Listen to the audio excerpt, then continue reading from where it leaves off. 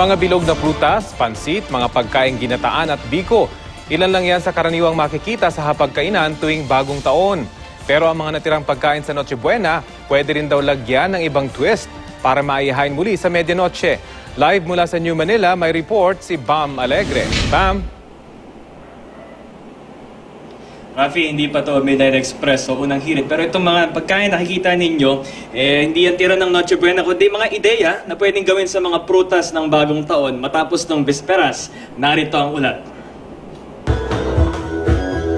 Tapos na ang Noche Buena, pero di pa tapos ang Chibugan.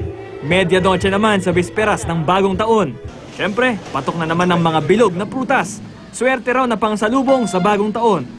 Pero ayon sa isang chef, sa halip na maging props o palamuti lang tuwing New Year, pwede pang mas pakinabangan ng mga prutas pagkatapos ng medianoche. Pwede natin siya gamitin as extender. For example, isang pirasong apple, instead of kainin natin yung apple na yun, pwede natin gawing apple pie para mas marami tao maka-enjoy nung pagkain na yun. Ilan sa mga ideya ni chef, isang pudding na gawa sa tira-tirang fruitcake at inihaw na pinya. Huhulmahin lang na pabilog at lalagyan lang ng ice cream, parang mamahaling dessert na.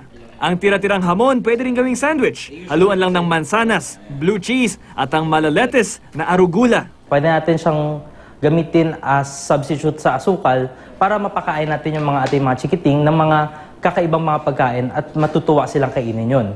Number 3, nutritional value. Mataas ang nutrition ng mga prutas. Vitamin C, fiber, vitamin A.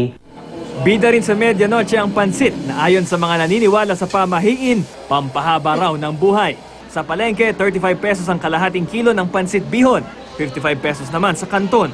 Hindi raw masyadong gumalaw ang presyo ng mga pansahog na gulay.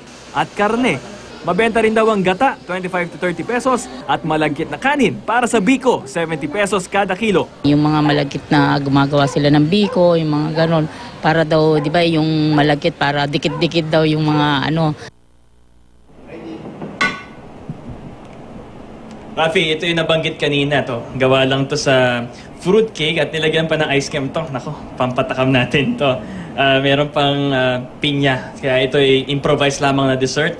Samantalang ito naman, pwede rito yung mga natira nung Noche Buena na ham. Ang laman nito meron ding apple, yung mataas yung nutritional value. At kasama nga natin ngayon si Chef Nathaniel Uy, itong mga ideya niya, itong mga practical na mga dishes para sa medianoche. Balik sa'yo, Rafi. Ako, nakakatakam naman pero parang ang hirap gawin. Maraming salamat sa iyo, Bam Alegre, at kay Chef.